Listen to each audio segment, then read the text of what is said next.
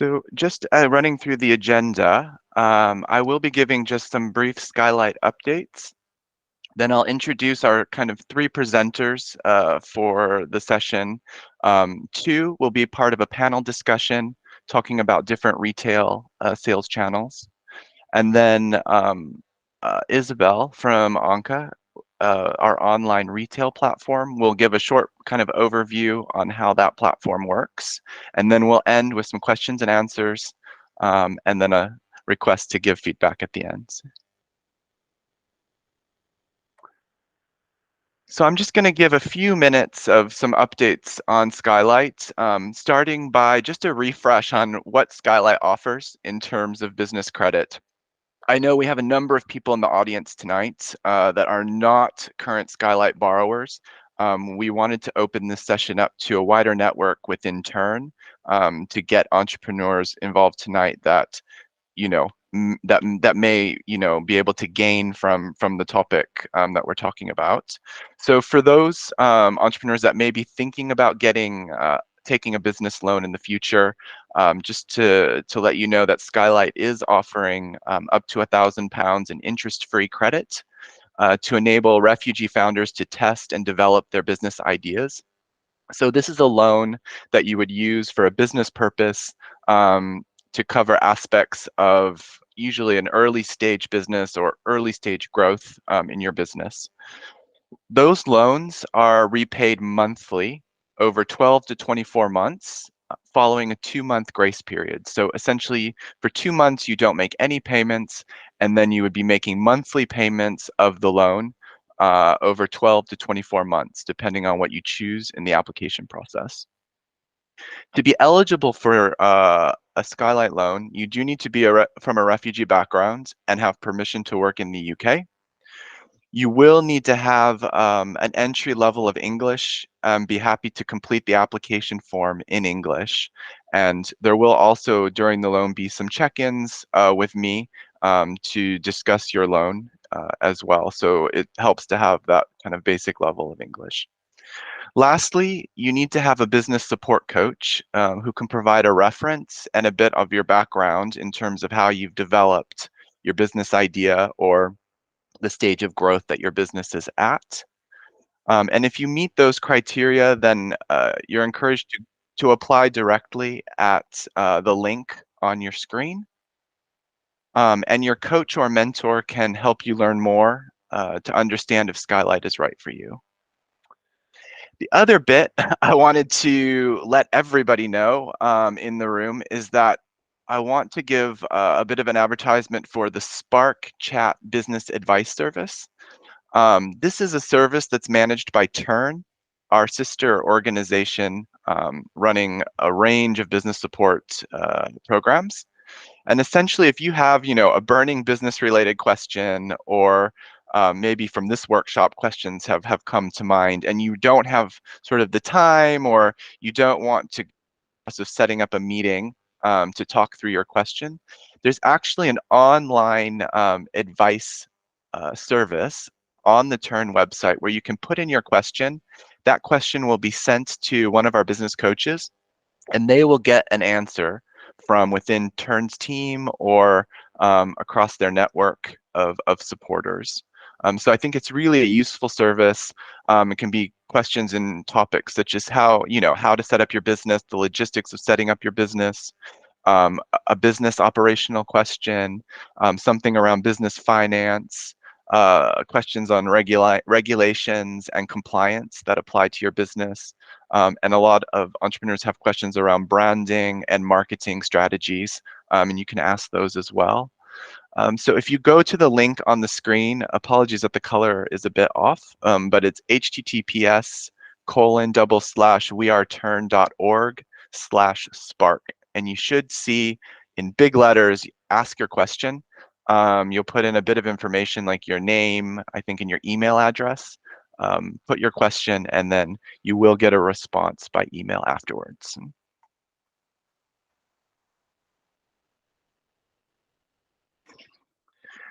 So Great. I want to just take a moment to introduce sort of the presenters that will be speaking to us this evening. We have three great presenters in the room. As I said, two will be having a bit of a discussion around physical and online retail options for selling your products. And then after that panel discussion, Isabel will be speaking about a recently launched online retail platform that was started by Tern itself as an option for refugee founders. We have Louise Allen, who's a senior local forager at Whole Foods Markets. We have Ozie Amadi, e-commerce portfolio manager at Tern. And then, as I said, we have Isabel Ford, who wears quite a few hats in the Tern community, but she's a co-founder of ANQA Collective, I was just talking about. She's also a director at Skylight Ventures, and she works also at Tern, managing community ventures. So happy to have them in the room. In order to just allow them to introduce themselves, they have put together some introductory presentations that they will run through, and then we will move to the panel discussion to kind of do a back and forth with some questions. Louise, do you want to start with speaking a bit about yourself and Whole Foods Markets? Yeah, of course. Hi, everyone. Really great to meet you and be here tonight. So I am working at Whole Foods Market. My job title is Senior Local Forager, which might not mean a lot to everyone, but it essentially means that I work with new brands in the business, launching them and working with them on their plans. And we have local brands which we define as being produced or made within the geographical region of England. So it's a majority working with small brands and helping them grow and working with them at Whole Foods Market. So I've been there for 2 years, and prior to that I was at Selfridges department store doing a similar role, working more on kind of slightly luxury goods, but also new and trending products. So I've been in retail now for just about 10 years. So Whole Foods Market, if you don't know, is it's an American company. We have stores in America, Canada, and the UK. In America, there's just over 500 stores. In London, we have 7. So what makes us unique, and I think what is our USP, is our mission to nourish people and the planet. That's what our company mission is. And we focus on selling natural and organic foods. And we have industry-leading quality standards, which means that we are very particular about the products that we sell to our customers, and we scrutinize every label, checking ingredients, and I'll come on a bit more to that later on. So I've listed our core values there. I won't go through them in detail, but essentially we are a grocer, and I think in the market at the moment, we are really interesting and unique in that we really care about what we give to our customers and making sure that they are healthy and nourishing. Next slide, if that's okay. Thank you. So I thought I'd touch on our quality standards. As I mentioned, is what really makes us unique in the marketplace. So we sell food, and we have a department called Whole Body, which is body care, candles, and a bit of lifestyle. So all of our produce we source carefully from local, organic, and whole trade suppliers. We have a number of banned ingredients. I think the number at the moment now is about 230. I think that number might be a bit out of date now. We have a team in the US that are dedicated to reviewing ingredients, and there's often new things coming onto the market, new and interesting ingredients, and these are reviewed regularly. So we do not sell any artificial colors, flavors, and preservatives, to name a few, and there's other things listed like hydrogenated fats. In our Whole Body, we also think about what you put on your skin. So there's ingredients that are banned there as well. We just want to make sure that everyone could come to us and trust that the products that we have on shelf are going to be good for them. And then our meat and seafood departments, we have very high animal welfare ratings on the meat that we sell, and our seafood is wild caught or responsibly farmed. And there's a lot of traceability that goes into where we source from. Hopefully that's helpful. That's great. Thank you, Louise. Sorry, before I move on, I just want to make sure everybody's getting into the meeting. Yeah, they are. Excellent. Um, Next, we're going to hear from Ozie, who's going to give a bit of an introduction on the eBay seller program that was launched by Tern. Ozie, let me know when you want me to change slides. Sure. Thank you, Brian. It's quite animated, so you might be doing a lot of clicking. Apologies. Hi, everyone. So I have been running the eBay Tern Seller Program, which is a collaboration between Tern and eBay. Next slide, please. Oh, animations are gone. Wonderful. Okay, so Tern is the Tern eBay Seller Program is a 3-month intensive practical led workshop program which provides sellers and entrepreneurs with the opportunity to be on eBay for 12 months. And you get 12 months of no final value fees. You get a core workbook. You get 7 to 10 engagement workshops. You get one-to-one advisory service from Tern. We have an eBay GCX partner who also provides one-to-ones and technical support in launching and sustaining your eBay store. We learn everything about eBay from the inside out. So it's core learning that you can't get anywhere else, and it's really intensive, but it's also very practical, and we give you the best start to get onto eBay and make a success of it. Next slide, please. Sorry. I don't know why it's not changing.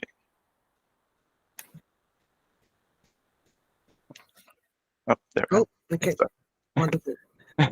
So if anybody interested in the eBay program and what it does in more detail, you can scan the QR code on this page. We have a dedicated website which tells you all about the program. It gives you information, tips. You can watch all our YouTube videos from past workshops. There's PDFs that you can follow along from all the workshops as well.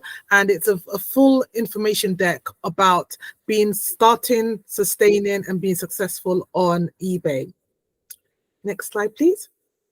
So as I said, we just closed our 3rd program in December, and we have serviced about 70 entrepreneurs in total. And we've expanded into Ireland as well just recently, which was really interesting. There's a lot of great sellers. Some of you may know that eBay has specific sites for each of its regions. So we were able to tap into ebay.ie and ebay.co.uk on the last program, which was really interesting to see the different dynamics across the different platforms within eBay and the services they provide in different regions. Next slide, please. So I'm just going to breeze through a few of notable profiles. We have so many profiles, but I'll just explain to you that all products are successful on eBay. It depends on you and your selling and marketing skills. So we have refurbished mobile phones, we have hand embroidered t-shirts, we have health teas, we have handmade jewelry, we have baby room interiors and baby clothes, fashion accessories. We have culturally specific products, which is that's a niche that has been so successful on eBay the last year.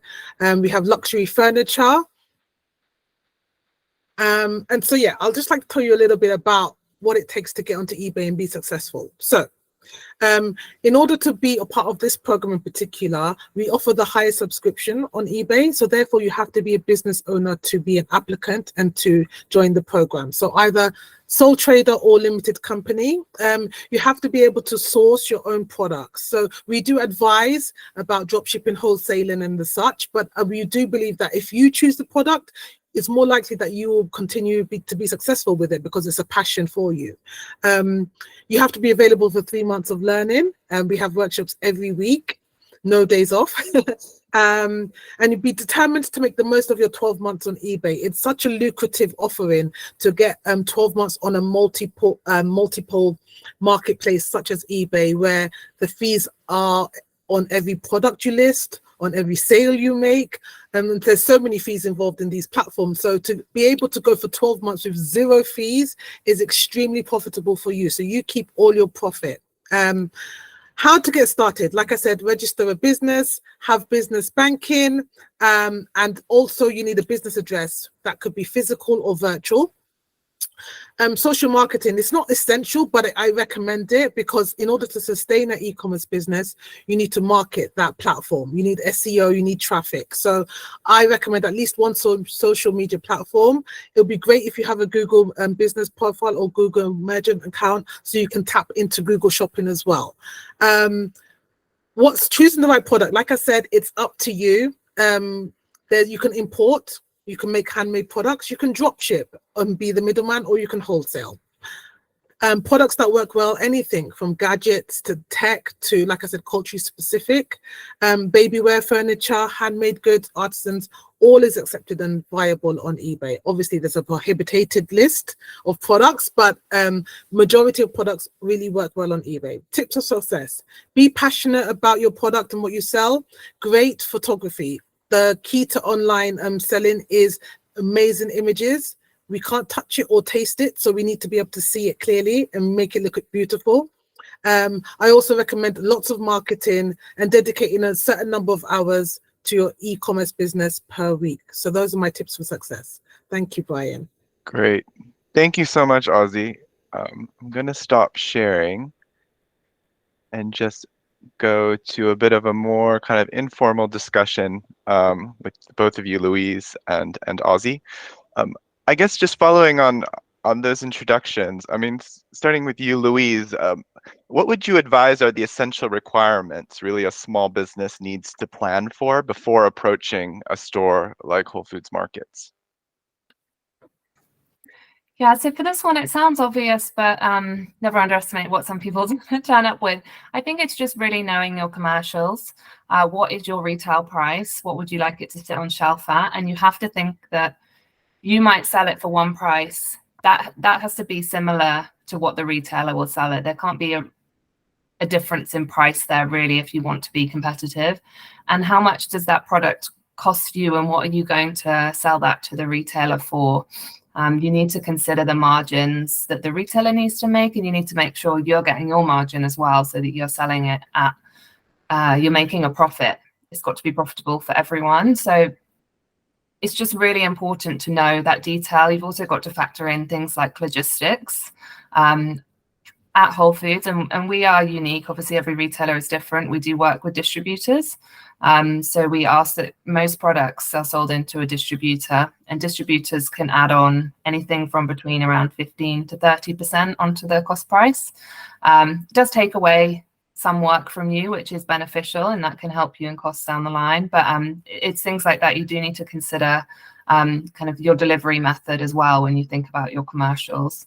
That would be my number one. And obviously, don't forget VAT as well. Is your product VAT applicable? It's really important. Excellent. Thank you. Ozie, you gave quite a lot, like some tips already on being successful on eBay. I guess in general with online retail, or maybe just eBay specific, is there kind of anything else that you really see as those essential requirements to plan for before thinking about kind of launching onto e-commerce? Because e-commerce is worldwide, I would say a secure supply chain. So no matter where your product is coming from, or if you're making it yourself, make sure you have a reliable and secure supply chain of those products or ingredients or parts that make your product. A great brand, whether that's retail or online, a great brand always stands out and builds customer awareness, builds customer reliability for them to come back to you, and also a great sales and marketing strategy.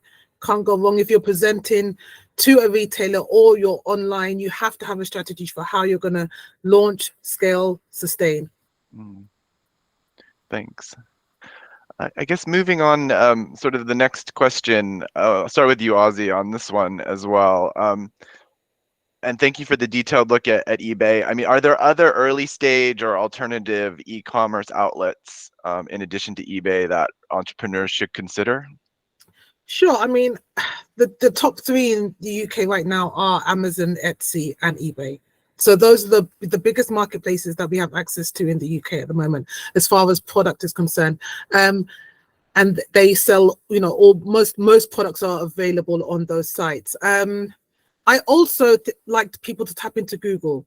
I'm not saying that there is Google Shopping, so I would recommend everyone get a Google Merchant account and Google Business Profile so that you can be visible on Google even before they find you on these other marketplaces. So that's my recommendation.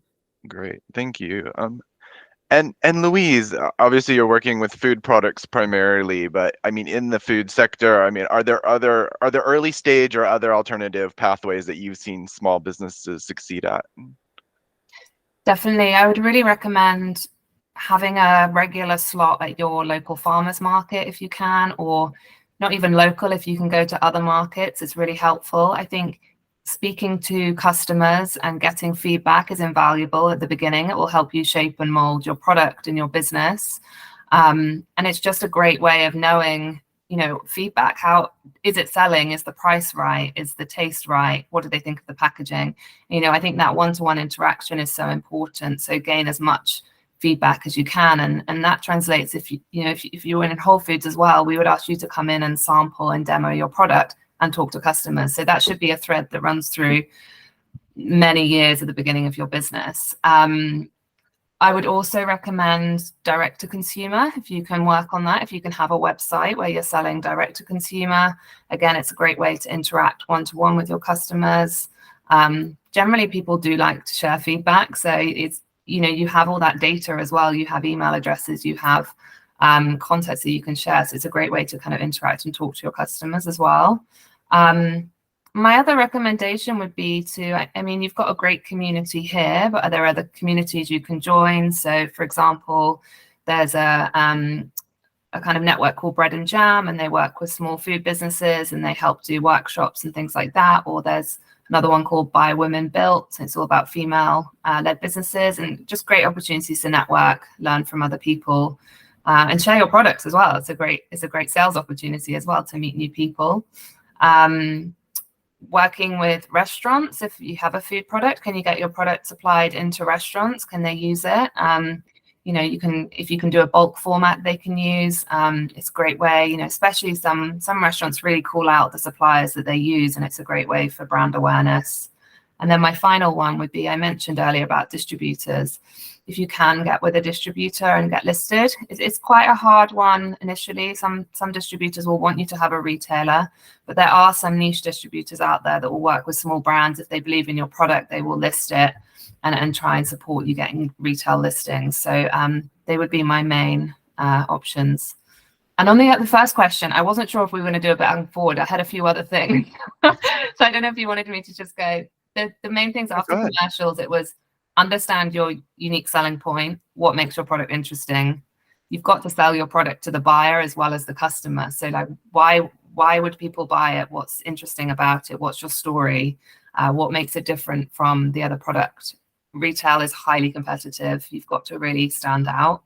And in that ties into who is your customer as well. And that's why that feedback's so important when you have the one-to-one sessions at farmers markets, for example, or how you sell to customers. You need to know who your customer is and are you targeting the right person? And the final one would be, I think Ozie mentioned it, but packaging and branding is so important. You've got to be clear to the customer what your product is. You've got to stand out on shelf, and there's a lot of things tied into packaging and branding, but it is so important. I think you can have a great product, but if it doesn't look good, people won't buy it. They won't want to pick up on the shelf. They won't be intrigued by it. So it is really, really important. Excellent. Thanks both. Yeah, that's really interesting. And a lot of the loan requests that we get are looking for financing to help support a lot of those expenses. So I know that's on the minds of a lot of the entrepreneurs. So the last question, and I'll start with you again, Louise. In terms of just, I guess, common obstacles that you see to succeeding in selling products through stores, what are kind of the biggest things that kind of setbacks that keep entrepreneurs from being successful? I think Ozie mentioned it as well. Supply chain can be really challenging at the beginning. I think you've got to really plan in your forecasting and delivery to store, and that's when distribution can help you with that, making sure you've got enough stock to supply the demand. making sure your supply chain is reliable and robust. If there's a problem with one of your products or ingredients, can you source it from somewhere else? Do you have an alternative? Because, you know, the worst thing is getting a retail listing or getting your product on shelf and then you can't fulfill it. There's only a small amount of patience a retailer will have until they move on to something else, because, you know, no retailer wants to have empty shelves or a product that's out of stock online. So, you know, that supply chain is really, really important. It can be challenging, and I would recommend almost, you know, get to a point where you're really confident with that before getting a listing, because you do not want to risk the opportunity that you can't fulfill. And that kind of ties into, don't try and do too much at once. Don't try and get too many listings at once, because you'll spread yourself too thin. Concentrate on key listings that you can really support well, you can deliver all your stock to, you can fulfill the orders, and you can deliver that experience to customers and sell a really great amount of product. It's better to have a few retailers and you're doing a really high rate of sale than having a lot of retailers and not really selling much through them. And you'll learn and grow through that and be able to take that on to the next step. Whereas if you're just kind of putting out fires everywhere where you've spread yourself too thin and you're working with too many people, or too many people calling you up telling you there's no stock on shelf, you're not going to be able to focus on the long term. So it's always my advice is to start small and grow sustainably. You might have to turn down opportunities, but I think it's worth it in the long term, because you want to be there sampling your product, talking to customers and building your product and making a great brand. And then the last one is probably the lack of marketing investment, which I think can be really hard for a small brand. Marketing is expensive, but there are a lot of things you can do that don't cost a lot, which is, you know, social media is a great one. Collaborating with other brands, you could do that. Sampling again, and that I can see some chat on about skincare, but the same thing for skincare as well as beauty products and food. You know, you've got to be talking to your customer, you've got to be testing it on your customer. So those sorts of things, one-to-one interaction and being physical in stores is quite a, you have to think about your labor costs, but it's a cheap way of marketing your product. And I guess you've just got to think a bit outside the box if you don't have a budget for marketing, and how can you get your product in front of people and tell your story. Thank you. Ozie, I'll turn to you. Is there anything that you'd like to add in terms of kind of those major kind of key obstacles and setbacks that keep people from being successful? I think Louise said most of them, actually. Yeah, just going back to KYC, know your customer. If you don't understand your customer and where they shop and how they shop, then even though you're bringing a great product to market, it's not hitting the right people at the right time in the right spaces. So really understanding your customer. Fulfillment, having a strategy, policy, like making sure that you understand how you're going to get those products to your customer or to the store in a timely manner, securely, safely, all those things. It's actually something people don't think about, you know, after the sale. After the sale is actually really important too. So is that product going to get to the customer in time? Is it going to get there in the right way? And is it secure? And then are you asking for that feedback that you so desperately need in order to gain more customers? And marketing. I am such an advocate for marketing, and it is super expensive. But there's so many guerrilla tactics out there now. And I will suggest everyone start with social media, because it's the freest and easiest, but then you have to find ways to build in paid ads or things that you can afford strategically as time goes by. So yeah. Excellent. Thank you, Ozie. Thank you both for that insight. Yeah, I think that gave people a lot to think about. I think with that, now that we've heard about some of the considerations when selling products through external retailers, we now wanted to present a bit about a new retail option that was launched by Tern called the ANQA Collective, which was co-founded by Isabel, who's with us this evening. And she's going to present kind of a bit about that platform as another option. Hi, Isabel. Hi, thanks, Brian. And just while Brian's getting my slides up, just for everyone who shared a question in the chat, thank you. And to confirm, we will be getting around to answering those questions. So we're noting everything down that you're asking, and we've got a 15-minute slot at the end where all of that will be answered. So Anna and Layla in particular, I can see you've put some stuff in. I've actually got a couple of questions from ANQA vendors too, to put to both of you. So we'll be doing that the end of the session. So these questions have not gone unnoticed. Thank you for sharing. And if anyone else has got anything else, just pop it in the chat and we'll ask Louise and Ozie at the end. Great, awesome. Thank you, Brian. So a lot of people on the call might have worked with or heard of ANQA. It's been an online marketplace at Tern now for the last 2-3 years, but in its current iteration, it's kind of been running for the last year. You can go on to the next slide, thanks.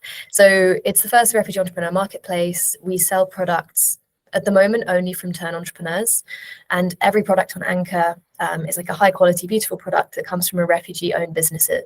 And we want to connect customers who are largely supporters of Tern, people looking to buy from ethical companies or organizations and companies with a social mission, social impact built into their supply chain. And we want the products also to be of a really high standard. So people come back to ANQA largely for gifting, looking for sort of high quality products that have a great story behind them. And the strapline is that we want people shopping to create change. So what does this mean for Tern community members? You can join an online marketplace, which will help you access, for many people, your first customers. There's like a ready-made base of ANQA customers who are interested in buying from your brand. They are familiar with Tern's mission and with Tern's business incubators, and ANQA's connection to Tern is very visible and very strong. So it's kind of a ready-made testing ground for you to take your products out there and to think of as a stepping stone between your work potentially with Tern or your time at Tern and larger e-commerce opportunities or retail opportunities like Whole Foods, like eBay. ANQA is a great sort of starting ground when you're just getting going. So far we've run 6 in-person pop-up shops. So we've hired shops, we've done market stalls, really to give people a chance to engage with ANQA as a brand and to get to know our customers. We've got 29, now 30 as of today, brands selling on ANQA. These span everything from sort of fashion accessories to Layla's skincare. We've got some food products on there as well. We can work with food brands as long as your sell-by date is 6 months. Your expiry date, sorry, is like 6 months or longer, because we work with a fulfillment center where all our stock is stored. So far, we've had over 100,000 site views and over 30,000 pounds of sales. And we've maintained a consistent 5-star rating on Trustpilot. We have a really dedicated sort of base of customers, I've said, who've come back again and again. And it's a really safe space for you to explore testing your products as well, if you're unsure of who you might be marketing to. So we also have very low commission compared with some of the other e-commerce sites we're talking about today. We charge just 5% online, and we can build that into the price you market to customers as well. We have a team to sort of support you with prepping to getting onto the site, which again makes it really suitable for early stage businesses. And another huge benefit to what we do is that we offer storage and fulfillment via our warehouse. So we have a facility up in Yorkshire. We can store your products there at no extra cost. It's all built into that 5% commission that we take. And all orders are fulfilled by the team up there. So all you need to manage is keeping an eye on your stock levels, marketing your product, and sort of providing the ANQA team with any information around due diligence that we might need. And everything from the point of the order being taken to it getting to the customer is managed by us and our warehouse team. As part of your listing on the site, you'll get 2 different pages. So we have a whole storytelling page about your brand. And this is where you can really sort of experiment with your sort of brand identity and logo and visuals, and we can support you with that. And also telling your story as an individual entrepreneur, sharing information with your customers, because we really want every customer buying from ANQA to feel like they are supporting you as an entrepreneur in your business journey. We also offer you this sort of brand page, which has all your products collected together. So this is your edit or your collection. And we can rotate products in and out as you sort of experiment and as you test what is popular with customers buying from ANQA. On to the next slide. And then we have 2 main periods of the year when ANQA gets really busy. So we try and maintain sort of significant sales year round, but over the holiday period in November through to the end of December is when we really hit peak sales. So we're often onboarding new brands through August to October in order to prepare for that. So that's a great time to join the website, and also a really great time to test a new product on ANQA because we have a large number of visitors to the site and high conversion rates. Another great point to join is just before Refugee Week in June. So in the build up to that, in sort of April and May, we will be bringing new brands onto the site again. And we often run an online pop-up in collaboration with Refugee Week UK. So it's another point in the year when we get really good sales. And some of Tern's corporate partners also buy from ANQA during Refugee Week. Next slide, please. Mm-hmm. And the checklist to get ready to sell on ANQA might be slightly off-putting, but these are all things that Tern can support you with and your coach at Tern knows about, because we work very closely with them when you're getting set up for success on the site. We really just need a lot of information about how your business was set up, the story behind it, and why you became a founder to be the main part of that profile page I showed you. We need high quality photos, firstly one of you as a founder, or if you're not comfortable, we can have a photograph of something that represents the business. For example, if you do, ceramic products, we might have a photo of your kiln. We need your brand and logo and all those assets so we can design a page that represents your brand underneath the sort of ANQA umbrella brand. You also just need to have a registered business bank account. We can also discuss using a personal bank account initially, but that's something we'll need to work with. You'll need to work with your Tern coach on. You need to be registered in the UK and to be compliant, depending on your product type.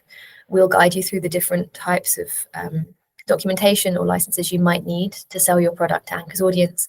You need to have public liability insurance. Again, this is something we can support you in getting, and it's very affordable.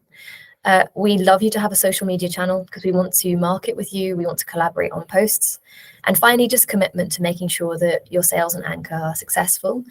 We get the most success from vendors when we work really closely together on campaigns and social media and also opportunities, because we can signpost you to other market opportunities as well. And for your product, all you need is just a really clear offering. So description, if you've got a product that has dimensions, we want to know like how big it is, what is it made of, how should the customer wash it? All of this is really important. Clear pricing, again, we can help you structure this, but we need to know exactly what every product's going to cost. Good quality photos of the products and professional packaging. As Louise and Ozie mentioned, packaging is really, really important. Every order we send out has ANQA specific packaging, so tissue paper and a designed brand flyer that tells your business's story. But aside from that, we want your products to be professionally and cleanly packaged when they go to the warehouse. And that's it. And on to the next slide. So how to join, how to get onboarded. I see Escovers, I think that's Mohammed has asked in the chat. So look through that checklist with your Tern coach and make sure that everything on there applies to the products you want to offer online. By the way, you can also offer an experience on ANQA. We have a Syrian cookery class and catering service on there. We have belly dancing classes, so it's not exclusively for products. And we also offer gift cards. So then you complete the application form, which you can see up there, and I'll drop the link in the chat shortly. That's just a quick form which takes you through a couple of due diligence questions around your registration, the type of business you have, and it just really helps us understand what other information you need to get set up on the website. You can't fail that form. All it does is show us where we need to sort of support you. So we might then follow up and help you get public liability insurance, for example, if it's not something you have already. Then we'll go away and use all that information to make your website pages and get you set up with a member of our team with an onboarding session. And they'll talk you through how to get your products online and how to send them physically to our warehouse in Yorkshire. And then once you've sent your stock to that fulfillment center and we've made your products live on the website, you are good to go. You can start selling. So it's usually pretty quick to get set up. I'd say from the point you start interacting with us, a couple of weeks, depending on how long it takes you to ship your stock. Next slide, please. I'm going to power through these because I know we don't have loads of time left. Sorry. Then just a quick overview of what works really well for us. Products that are easily repeatable, so not unique products. So for example, if you have a piece of art, it's really handy to have it as a print. So you can send 20 units to the warehouse instead of having one unique piece of artwork. Products that aren't too heavy. So we want them to be easily shipped and not too expensive to ship. And also not too fragile because we don't want to risk breaking something. We do have some beautiful ceramic bowls, but we have to make sure they're really carefully packaged when they go to the warehouse. So we need to talk to you if you've got a product that is breakable. We want really high quality products. So ANQA's all about showcasing the absolute best of Tern's community and all the amazing businesses we work with. So while I say it's a testing ground and a stepping stone between this and potentially larger brands and larger e-commerce sites, we do have some selection process around what we put on the website, and we'll be really honest with you about what we think is going to work and what we think could be, changed a little bit for the better. We want things to feel special when they get to the customer, and this feeds into it being a great gift as well. As I mentioned, a lot of our customers come to ANQA to buy gifts for people. So things like candles, mugs, artwork really do well on the website because they're not applicable to a specific customer segment. Almost anyone can be pleased to receive one of those gifts. And we also want to target sort of fairly affordable pricing. Most of our products are priced between 10 to 50, 60 pounds. We do have lower price products, but we try and get most things into that bracket. And we don't really sell anything over 50 pounds because we see our average order value is normally around 35 to 40 pounds per customer. Great, next slide. Yep. Thank you. And then just finally quickly on our customers. So who is buying from us? We have quite a varied group of customers, but as I mentioned earlier, everyone's very invested in supporting your individual brand and seeing the growth of your brand, which is why storytelling is so key for us. So we work with, we sort of have customers ranging from what we call philanthropists, with people who would like to support social causes through their shopping and have a lot of disposable income. So they may be used to buying from suppliers like Made 51, which is UNHCR's e-commerce brand. They often buy for sort of gifting purposes and are less interested in the product itself and more in the mission and values behind it. Then we have small business consumers who tend to be Tern mentors or Tern adjacent organizations who are really interested in supporting local small businesses. Then social consumers who want to buy ethically and want their purchases to have some kind of impact. So a lot of the storytelling we do, as I said, is for them. And finally, refugee support workers. So organizations who refer to Tern, work with Tern. We see a really high number of customers coming through from those organizations because they know about our mission. Many of them may even work with entrepreneurs and they want to support through ANQA. So that's our kind of spread of consumers, which is very different potentially from customer bases you might be accessing via eBay or via retail opportunity like Whole Foods. But it's one of the reasons I mentioned ANQA is sort of more of a safe space for testing out your products before you go to one of those bigger companies, because you can then use the success you've had on ANQA to demonstrate the proof of your concept and how well your product can potentially do for them. So if you're interested in joining ANQA, I'll put the link into the chat now. You can also scan this QR code and it will take you to the introduction form. And yeah, I'll hand back over to Brian and let me know if you've got any questions about ANQA or joining. Thank you, Isabel. That was really helpful and clear. Yeah, let's move to some questions and answers. I do have a few questions that were received ahead of time, and I know there have been some in the chat put in.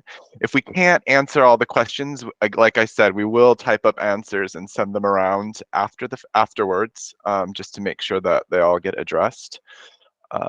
So looking at, I don't know, Isabel, was there a question I think that you had seen come in that we can just maybe do right away? Yeah, I have another one as well. So the first one is perhaps most relevant for Louise, but it was around, you talked a little bit about getting slots to sample products with customers in store.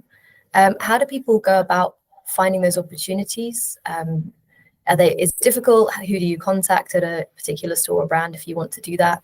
Because I imagine there's quite a lot of due diligence around that as an opportunity. So to be able to sample in a store, you need to have the listing first. So the process for us of getting a listing, I can answer that question if that's helpful. So obviously you have to think about our banned ingredients and things like that. We don't approach us if you've got one. Sometimes there are brands and businesses that are willing to review their ingredients, and sometimes those ingredients can be removed. So I think if you've got an open-mindedness to reviewing the ingredients list, then we're happy to look at it. On our website, we have a page dedicated to potential suppliers. So if you go onto our website, which is wholefoodsmarket.co.uk, there's a link at the bottom. It says potential suppliers, and there's a lot of information there about how we review products. And because we are a grocer and we have, I mentioned, our whole body department, we have thousands of products. So we have to go about quite a methodological way of reviewing each category. And by category, I mean, if we say grocery, grocery refers to all food in a supermarket, and that can be split out into chilled, frozen, and then we call ambient anything with a long shelf life or that sits at an ambient temperature. So we'll go through each of those categories and we'll pull out by subcategory. So for example, we might look at crisps, and we're going to say we're going to look at crisps in this round, and then we'll be launching it against a critical path, which is about 3 to 6 months. So on the website, you'll see that there's information about how to submit. If you are interested, you can register on our portal, and it'll again share a bit more information, and you can submit a new line form which details more information about your products. So I'd really recommend having a look at there and having an explore of our quality standards as well. Just as a caveat, and this is relevant for most major supermarkets or large retailers, there will be a requirement to have food safety accreditation, so that we know that when we purchase your product, we're giving a safe product to a customer. And the most basic one is called SALSA. And either your manufacturer can have that, or you can have that accredited yourself at wherever you make your products. So just bear that in mind, that it's something to think about for the future. If you do want to grow your business and get a listing in a larger retailer, you will have to consider investment into accreditation into food safety. Hopefully that answers the question. Excellent. Thank you, Louise. Yeah, that was really thorough. And there's just a few other I think kind of small questions related to Whole Foods, with suggestions on particular distribution companies that are recommended for kind of healthy food products like that are sold at Whole Foods. Do you have any, I guess, distributors or where you would go to research distributors that you typically see?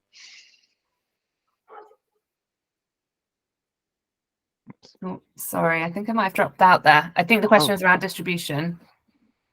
Yeah, Yes. Recommended distribution companies that work with healthy food kind of products, such as those sold at Whole Foods. Yeah, it's a hard question because there's a lot out there. There's a lot of distributors. It depends on your product and the size of your business. There is a company called Artisan Food Club, and they specialize in really small businesses, food mostly. So they could be a great one to approach, and they're more of a kind of marketplace, and they support with, they don't necessarily hold your stock, but they'll help you facilitate orders, and they have a great website and a great following and a catalog so that retailers and buyers can find your product. So they're a good one to look out for. There's other distributors that work with smaller brands. One's called Mahalo, Diverse Fine Foods, another great one that you can approach. And then the distribution can be huge as well. There's lots of big players out there, but I think the larger distributors won't take on your products unless you have a retailer lined up. So it's best to do some research and find a smaller distributor that's more likely to look at your products. There's also another one called Luxury Fine Living that work with more of the department stores. So if your products are more on the luxury end, I noticed there's some like honeys and things like that. They can work really well in those high-end department stores. So there's another distributor there as well. Excellent. I had one question come in ahead of time that was around a lot of the entrepreneurs are trying to build kind of social enterprises with businesses with purpose and such. And in terms of selling products from those kinds of enterprises to be successful is in stores and compete with other products, like do you see those adding value to the product? How are they perceived, I guess, by retailers? Yeah, definitely. I think they're so important. And I think so many people now are looking to buy something that gives back, whether it's environmental reasons or social enterprises. I think the most important thing is how are you telling that message to the customer? it's really important that you communicate that well, so that when customers see your product on shelf, they understand the mission and are buying into it. And therefore, you know, it's about that, oh, I'm buying this and I'm doing something good and I feel good about it. They've really got to understand. And that's quite hard to convey on packaging, I think. So again, it's about building that wider marketing piece and that branding. And I think people do, you know, especially the people that have, you know, they prioritize social causes or environmental reasons, they will spend more if they feel that they are giving back. So there is definite opportunity there. I think it's worth considering as well, if you are a social enterprise, consider the environmental impact of your product and the packaging as well, because I think those two things come hand in hand. And I think the people that will be buying those products, they're not just kind of, generally they've got a moral view of the world and they want to support in all different kind of ways. So if you've got a social enterprise but you're offering a product that's completely wrapped in plastic, you know, that kind of jars with probably what they're looking for. So consider both elements if you can, and I think then you've got a really well-rounded product that will appeal to more people. Excellent. Ozie, in terms of e-commerce, how do you see kind of social enterprises selling and working online? I think they have a great opportunity because of the nature of e-commerce. They have wider reach of audience and to express their story and for sales. So I think that it's a great place to do storytelling alongside product sales. So I think that they have the opportunity to reach, and especially with if you merge your sales channels with your social channels, then your LinkedIn, you'll be able to just hit every point, every customer point and every B2B point in order to, like Louise said, tell your story alongside making sales. So I think that there's a great opportunity now. Customers, I think it's more than 70% of the UK customers are actually actively looking for products that do good or are good. So therefore, you know, it's just going to increase over time. So it's a great opportunity now to have a social responsibility focus. Excellent. Thank you. There was a question in the chat I saw about minimum, maximum kind of fulfillment amounts you have to be able to provide, because you were talking about supply chain and all that. Are there kind of hard and fast minimums and maximums? I guess Whole Foods, and then I'm not sure on the online side if there's an equivalent. So from our side, the one requirement we would ask is that your product is delivered in a case size. Sounds very basic, but just in case people don't know, everything should be packed in an outer case so that when you place an order, you order 6 units of something. And particularly in retail, that's important because it makes sense for efficiencies of packaging. I think Ozie mentioned earlier about you've got to really make sure that your product is delivered safely. So, you know, when you're packaging up your product and you're working out your case size, do things like drop testing. Make sure that it can be delivered really safely. Maybe not if it's ceramics, but you know, you've got to really think about the route it's going on, and it's touching many points, and it's got to be really secure and get to the customer in a safe way, particularly if it's fragile. So the one thing that any large retailer will ask that your product is delivered safely in a case, and usually that's in multiples of 6. It's just a standard. And think about how it sits on the shelf as well. Is it easy for a customer just to put it on the shelf and then they can walk away? We have things called shelf-ready outers. So the box, it kind of the top wraps off and it just sits on shelves like that. They're definitely long-term things. You don't need to think about that straight away, but it's something just to consider. In terms of minimum order quantities, that more is on, I would say, the brand side. You want to make sure that a retailer can't just order 1 case of 6, because in a sense that's not going to be profitable for you. So if you're sending in directly to a retailer, you need to set a minimum order quantity or a minimum order value so that you're making sure that you're covering all the costs of your shipping and packaging. I think it will also depend on what the product is. Is it short shelf life? Is it long shelf life? You don't want to have a short shelf product with a really big case size because it's unlikely that the retailer will sell through it fast enough. When we work with distributors, they might ask for a minimum quantity from you in order to then fulfill to customers. So it all depends on the product and your kind of projected rate of sale, I think, and the type of product. Thank you. Isabel, you had your hand up. Yeah, sorry, I just wanted to come in on two things. The first one, sorry, there's also the cleaners have started hoovering, perfect timing. The first one is to Mohammed's question in the chat, just about ANQA's fulfillment limits. We don't have formal minimum or maximum limits. So you can join ANQA with 3 products, for example, and we'll support you in getting those sold. We kind of have a sweet spot in the middle. We'd love you to have a minimum of 10 units of any product stocked in the warehouse at any one time, but we can work towards that. In terms of maximum, we don't have anyone who's got more than like 50 units of any product. That can be facilitated. It just tends to be people have smaller amounts. And then I just also wanted to shine a light on a couple of questions higher up. So the first one was from Maria for Louise, and she said, thank you for your advice. I wanted to ask about your previous role at Selfridges. I have a luxury lingerie brand, and I'm wondering how to approach local boutiques as well as luxury retailers like Selfridges. Are there any processes I need to be aware of? And would you recommend as a small business to lead with wholesale orders or go for commission partnerships? I'm aware that's quite a long question. Yeah, it's a great question. It's very interesting, and I'll be honest, I don't have a big fashion background. I think my tactic recommendation would be to visit those stores, look at their current range, and say, how does my product fill a gap? Is it that it's a different price to what's currently on offer? Have you got different materials, or have you got different colors or patterns, or is your target audience different, but make sure it fits in with the retailer? And then, you know, as a buyer, you're constantly approached by people. I'm reluctant to say this, but find out their email and email them. But just make sure when you email them or you contact them on LinkedIn, you're not just writing an essay, you're being really clear. Have a sales deck, have images, be really clear on what you're offering. We get approached by so many people, and it's really hard to respond to everyone. I think the ones that stand out are where people have really thought through what they're saying. Have they been into store and looked at our range? And actually, you know, you want to put yourself in the mind of the buyer. How are you solving a problem for them? How are you going to make their job easier and deliver something amazing for them? They can say, look at this great brand. It's doing really well. We're selling this amount of stock, and the customers love it. We're getting great feedback. So kind of try and put yourself in the buyer's mind and put forward your proposal in a way that is really appealing to them and that shows you've done your research.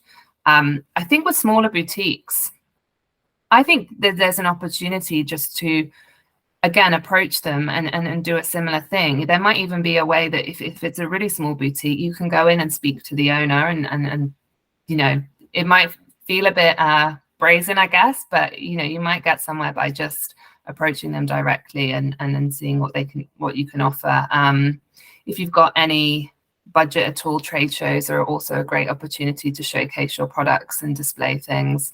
They can be expensive, but there might be some smaller ones where you can have an opportunity to have a small stand and have your product in front of people. So that would be my recommendation. Great, thank you. And I think, Layla, you have your hand up, I believe. Did you have a question? Yes, hi. I'm so sorry. I just wanted to ask this question because I left it in the message as well. Thank you so much, Louise, Ozie, and Isabel. I am very aware of what eBay and ANQA does. So my question is to Louise. So I have a skincare brand, and I actually tried to contact Whole Foods Market a couple of times, and I didn't know that most of the brands comes to distribution there, because I have been to the store a couple of times and I can see that some of the products that are UK based, they have a specific label, which I really love that you know they are supporting UK brands and the brands that are built here, which is amazing. But again, that's I wanted to understand if there is something that you do similarly to refugee-owned businesses, or if there is a shortcut rather than going through the whole distribution channel to, like, you know, how you're supporting UK market brands to, you know, contact rather than going through distribution. Because right now we don't have a capacity. We are a small brand, and my margin is not that big where I can actually go through the distribution channel and then sell it to Whole Foods Market. So yeah, that was my question. Yeah, it's a challenging one. I think it all depends on the needs of the business, and Whole Foods has, our strategy is distribution. I think there may be concessions that are made. We don't have a specific program for refugees, but we are, there's always things where we're thinking about how can we call out unique products and give them additional space, and highlight things that may, that where brands can't pay for marketing spaces, for example, in stores. So there's definitely things that we are working on there. In terms of distribution, I think we have a distribution center, but it's mainly focused on fresh food. And we actually have quite high charges that are put on those products to deliver them in. So it doesn't work out cost effective for brands even to deliver direct. So the best route is through a distributor. I think if a buyer is really interested in your product, it could be that there's an opportunity to work on a kind of model of commercials so that there's a benefit for both. I think the product would have to be really special for someone to make those concessions. But if you're not ready for a distributor now, I think my recommendation would be all the things I've talked about before. Build up your brand, build up your business. So you've got a really compelling case so that maybe you're ready to invest a bit more and be able to use a distributor. Yeah, I think that's the answer really. It is hard because I think when you get into the larger retailers, everything's all about efficiencies because retail in general is quite a low margin business, so it can be quite challenging, and I think there's pinch points along the way, and it's it can be hard, but I think every product is unique and every business is unique. There's always conversations to be had, so I think just keep trying, and that would be my advice. Great. Isabel, thank you so much. Thank you, Leila, for the question. Thanks, Brian. And I think this is going to have to be our last question because we're running quite over. So part of this question is to Louise. So one of the entrepreneurs has asked if she could send you a couple of questions after this session, because I think she's got some very food and whole food specific queries. One of which is just around, this is probably the easiest one to address now, the number of stores and selling points Whole Foods have in the UK, and whether initially, if it's possible to limit the number of stores she sells to make it more manageable for her supply chain. Is that something that's possible? Yes, definitely. We wouldn't ever want to set up a brand to fail, so we wouldn't insist that everything's to go into all 7 stores. And we also have Deliveroo as well, which is a great opportunity. It's actually it's like our 5th biggest store. It outperforms some of our physical stores. Kensington is by far our biggest store and we see the highest volume through there. So if at a minimum we would ask, we could work on Kensington, and then if you feel confident the sales are looking strong, you've got secure supply chain, you're fulfilling your orders, we would then suggest you move up to the 4 stores, which is our larger format stores. So we have Piccadilly, Fulham and Richmond. And then, if your product's really successful, then it's the 7 stores. So we do edit our ranges anyway, because the sizes of the stores are quite different, and our smaller stores can't hold all the products anyway. So every store is tailored. We just try and work on a 7, 4 or 1 model, just to make it consistent for customers when they're shopping in our small stores, our medium stores, or our large store. So yeah, that is an option. Great, thank you. And I may just after this contact you to put this entrepreneur in touch over email, because she's got a couple more questions we don't have time for right now. But Anna, I'll follow up with you separately. And yeah, thank you, Brian. Back over to you. Excellent. Thank you both. And I think, to close off the session today, just a reminder that we will be sending around all links to the different recommendations that were made. We'll circulate the recording and any other kind of tools or information that's necessary.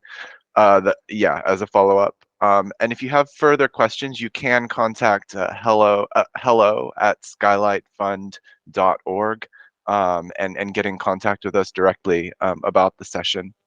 And with that, I will close, and I just want to give a reminder to please go to the Menti website.